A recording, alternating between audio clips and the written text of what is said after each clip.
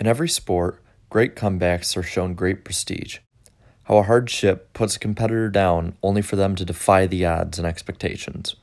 But what most people tend to forget about are the stories of those who come up just short. Denny Hamlin's 2010 season is a testament to this. He would start the season with finishes of 17th at Daytona, 29th at Auto Club, 19th at Las Vegas, 21st at Atlanta, and another 19th at Bristol. Add to this the fact that he had been racing with a torn ACL since the beginning of Speed Weeks due to an accident while playing basketball, and with all this coming into play, the season started to look like a lost cause. Heading into the 6th race of the year at Martinsville, he was 19th at points, with an average finish of 21st. Due to the weekend off for Easter, Hamlin would have surgery on his knee after the race. It was key for both Hamlin and his 11 team to enter the weekend with momentum. In a flashy and topsy-turvy finish, Hamlin created that momentum. Everybody bumped everybody. Here comes Logano. Hamlin inside. Jeff Gordon. Can't sit down drove the corner. Here comes Hamlin. It is Hamlin. Denny Hamlin and Joey Logano take the white flag. The next flag ends it. Well, Larry. 3 wide into the corner behind them. I guess we'll be heading to victory circle. About 5-0 to 20. Oh, lordy, what a mess. Never would have thought it. 2 of the Gibbs cars are going to end up 1-2. Denny Hamlin, Joey Logano, what a Jeff call. Gordon, then Newman. After having surgery over the off weekend, Hamlin, as with the rest of the Cup field, headed to Phoenix. Due to the continuing pain that Hamlin had, a replacement driver in Casey Mears was sitting on standby for the 600-kilometer event. But Hamlin performed valiantly, toughing it out and running the entirety of the race. Following Phoenix, the Cup Series went to Texas, and after having to wait an extra day due to rain, the race would be underway. The race was taken under control early by drivers like Jeff Gordon, Tony Stewart, Kyle Busch, and Dale Earnhardt Jr. But after Gordon and Stewart crashed and Busch and Earnhardt faded, the opportunity arose for Hamlin to strike. With 12 to go, he would have to hold off 4-time defending champion Jimmie Johnson. He's got to get half a lap more out of it. Man, Johnson he's closing coming hard. He's coming. He got off turn 2. He'll go to the high side through 3 and 4. He's going to be right on his bumper, but he isn't going to make it. Denny Hamlin off turn number 4. Playing hurt for Coach Joe Gibbs. Hamlin delivers on time. He wins in Texas. The 011 car goes to victory. The 11 quickly followed the second win of the season up with a 4th place run at Talladega and an 11th place run for the hometown heroes track at Richmond. And heading to another one of Hamlin's best tracks, the Darlington Raceway, he was up to 7th in the point standings with a 59-point cushion over 13th place Dale Jr. Once again, it looked to be Gordon's race to lose, but as luck would have it, the FedEx machine had the better all-around race.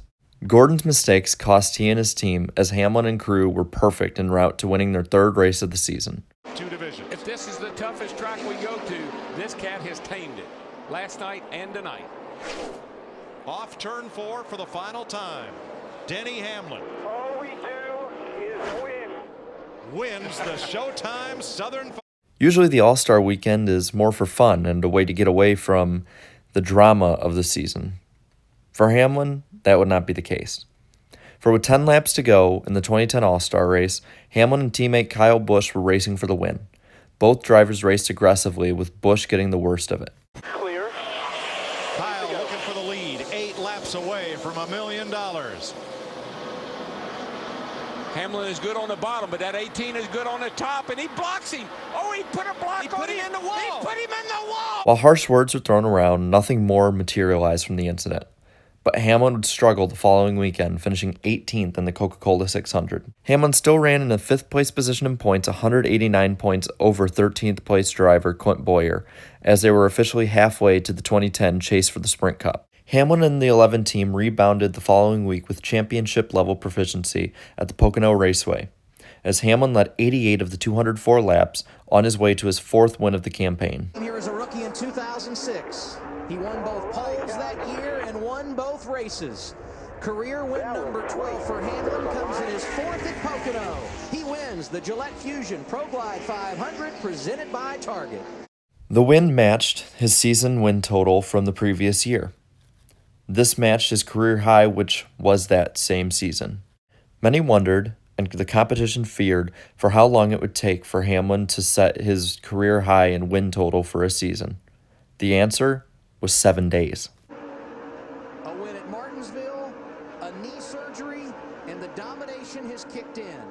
In the last 10 races, no one has been more dominant than Denny Hamlin. And the domination continues today. Win number 5 for Denny Hamlin. Hamlin was virtually untouchable, leading 123 of the 200 laps, and all but locked himself into the chase at that point of the season. The gap to 13th was now an afterthought, as he was third in points, 47 behind leader Kevin Harvick. The momentum was huge for Hamlin. But, as with any great season, there were bumps in the road.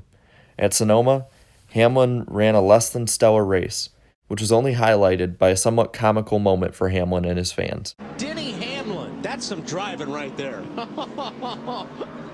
clear by 10. He's got to be driving. I know out the driver Bring it on to window. him. Hamlin would go on to finish 34th. He would also struggle on the next few weeks, with the 14th at Loudon, 24th at Daytona, and 15th at Indianapolis, with an 8th place finish at Chicagoland being the lone bright spot. After Indianapolis, the 11 team got back on track at Pocono, leading 19 laps and finishing 5th. Though a crash the following week at Watkins Glen relegated him to a 37th place finish. Continuing the up-and-down summer, Hamlin came with a runner-up finish at Michigan.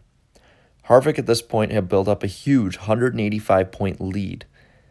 In this instance, Hamlin showed that he was on par with Harvick as being Johnson's possible successor as champion. But a 33rd place run at Bristol, along with a last place finish at Atlanta after leading 74 laps, once again brought into question his championship validity. Heading once again to his home state of Virginia for the race at Richmond International Raceway, hope still remained high for Hamlin. As he would prove, it was for good reason. Less than 3/4 of a mile, and you're looking at the number 1 seed, Denny Hamlin, because he will take over that spot with the 10 bonus points. Down into turn number 3 for the last time. Matt Kenseth right in front of him there, and around the corner, and he'll be looking at the checker flag for his 6th win. Hamlin dominated the race, after leading 251 of the 400 laps. The win was his 6th of the season, and heading into the chase for the Sprint Cup, it meant that he would have enough to propel him to the lead. At the reset, he was 10 points ahead of Jimmie Johnson. And it was made even better for Hamlin as the series was heading to Loudon, New Hampshire next. Hamlin would start the opening round of the chase from the 22nd position. Slowly and methodically, Hamlin inched his way closer and closer to the front of the field. First to the top 10, then to the top 5. With 87 laps to go, a wrench was thrown into his championship hopes in the race. Oh, look out, get Hamlin's turn. Rick behind us, Rick. And Hamlin somehow does not get hit. The spin was not preferable by any means, but it allowed Hamlin to pit, to get tires, and to get fuel. And as it turned out, it opened the door for strategy to get him a good finish. The race rolled on, and it became a fuel mileage race. And with 2 to go, Hamlin ran in the 3rd position behind leader Tony Stewart and 2nd place Clint Bowyer, both fellow championship contenders. Coming to the white flag, leader Tony Stewart ran out of fuel. Hamlin was now 2nd with Bowyer in his sights. But it was too late, as the yellow 33 scooted across the line ahead of him. Leaving New Hampshire, Hamlin owned a 35-point lead over Bowyer, but it wouldn't last. Not because of a penalty for Hamlin, though, but because on Tuesday after the race, NASCAR docked Clint Bowyer 150 driver's points and suspended his crew and car chief for 6 races each. This virtually eliminated him from the championship. Now Hamlin enjoyed a 45-point lead over contender Kevin Harvick. Hamlin took the opportunity as well to take jabs at the Richard Childress Racing organization and accuse them of cheating all season, something that their drivers did not take kindly to. Kevin Harvick, one of the Childress drivers, follows Denny Hamlin out onto the racetrack and basically appears to be trying to send a message. He is upset. I don't like what you said, I think was the message. A little contact, a little more contact, a little more contact out on the racetrack. Both drivers called off the track by NASCAR into the garage where discussion ensued. Boys having a little bit of a heated debate on territory there. And, you know, it's very difficult when you're making the implication that someone else is cheating. While the two drivers' minds seemed to be elsewhere, the 48 team did what they do best. They took advantage and won while Hamlin finished 9th. Hamlin now once again held a 35-point lead. This time, though, over 4-time defending champion Jimmie Johnson. The trends continued the following race at Kansas, as Hamlin ran a mediocre 12th place as Johnson grabbed a runner-up position. Hamlin would lose more points and would lose the points lead entirely to 8 markers behind the 48. This would be followed up by an 8th place run at Auto Club, but Johnson was cold as ice to the competition with a 3rd place run. The finish dropped Hamlin even further back now, making the gap 36 points with 6 races remaining. 5 races into the chase offered a good battle amongst the championship competitors, as Johnson and Hamlin both ran well inside the top 4 for most of the night. After a hard-fought 500-mile race, Johnson edged the 11 team out by 1 position, making the points gap grow from 36 points to 41 points. And it closed the championship battle down to 3 drivers at the chase's halfway mark. Johnson led, with Hamlin behind him by 41 and Kevin Harvick in a distant 3rd down 77. So heading into Martinsville, it was clear the 11 team needed to stay ahead of the 48 in order to get up in the points. The race was seemingly led in shifts, with the lead being passed between drivers like Jeff Burton, Jeff Gordon, Dale Jr., and finally Kevin Harvick. But as the laps wound down, the 11 car wound up, and with 30 to go, Hamlin wrestled the lead away from his championship rival, going on to win. He is looking for his 15th career win. Down the backstretch for the last time. He's going to pull the points championship to within 6.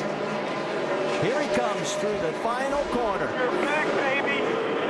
And he is back. The win completed the season sweep at Martinsville as well, and pulled the championship gap down to only 6 points heading into the final 4 races. The only problem? They were going to Talladega. It loomed ahead on the horizon. The goal was to survive before all else, and, if needed, stop any championship bleeding of precious points. Hamlin began the race towards the front, but, as the points leader Jimmie Johnson did as well, Hamlin decided to ride much of the race towards the back of the pack, away from the frenzy of the main pack. But by the 50-lap mark, with all the shuffling of positions and the craziness that Talladega offers, and the help of Sam Hornish Jr., Hamlin nabbed up 5 bonus points towards the championship battle by leading a lap. Once again, Hamlin fell to the back of the pack after this, away from the main group, but there's only one problem. He fell too far behind. I tell you, I disagree with some of the stuff up there. If I was Michael Waltrip, that 55 car, he's got nothing to lose. He's just doing a couple of races a year. Go on back there and help that Toyota teammate. And as the laps wound on, Hamlin remained mired a lap down. It took until 48 to go with an accident to open the door for Hamlin to get back on the lead lap. It was now on for Hamlin to gain as many positions as possible in the closing laps. With the field coming to the white flag, Hamlin was running a huge pack that reached from 5th to the mid-20s, and as A.J. Allmendinger flipped past the white flag, the field's positions froze. The championship contenders were all in the top 10, Harvick in 2nd, Johnson in 7th, and Hamlin in 9th. Leaving Talladega, the points battle was tightening up. Johnson led Hamlin by 14, and Harvick was only 38 back now. A 3-driver battle over a 3-race sprint to the finish. Next up was Texas, where Hamlin and the 11 team hoped for a repeat of the spring race. Next up was Texas, where Hamlin and the 11 team hoped for a repeat of the spring race. He would have to start from deep in the pack, though, starting 30th, but quickly he made it to the top 10, where he would run around other championship contenders like Harvick, while Johnson struggled both on the track and on pit road. It got to the point where the 48 crew actually was swapped with its teammate, the 24's crew. Hamlin later gained the lead in the closing laps as the championship rival Kevin Harvick began to fall back. Johnson had also began to climb up the running order as well. He got into the top 10, and with 7 to go, a caution came out. Hamlin would not pit and would have a mad sprint for the win. With 3 to go, Hamlin restarted beside Matt Kenseth. Kenseth, though, would grab the lead, but then... White flag out, 1 lap to go. Right now, it's Hamlin out front. Harvick's in the 6th position. Jimmie Johnson's all the way back in 10th. The points are going to change. coming down the backstretch. The last time Jimmie Johnson was not the point leader following race number 7 in the chase was 2005. And we've only got 2 corners to negotiate.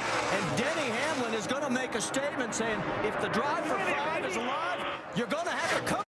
The win was Hamlin's 8th of the season. The win propelled him to a 33-point lead over Johnson and now 59 points over Kevin Harvick.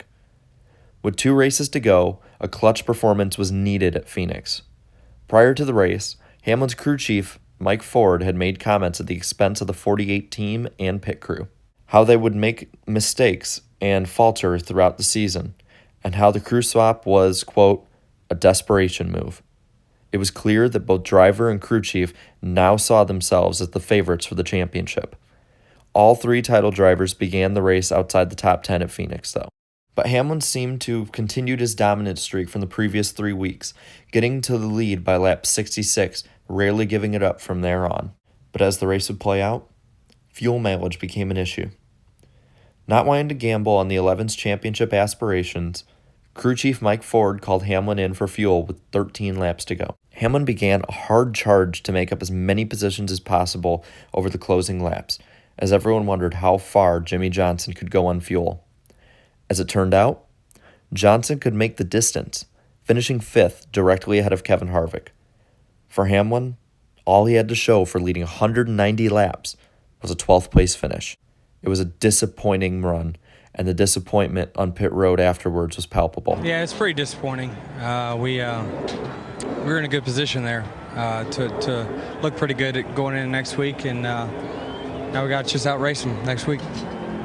You still have a 15-point lead headed to Homestead. You said at the beginning of the chase, if we can keep it close going to Homestead, as good as this team is there, we think we've got them. Now, what about next week? What is the mindset? I don't know.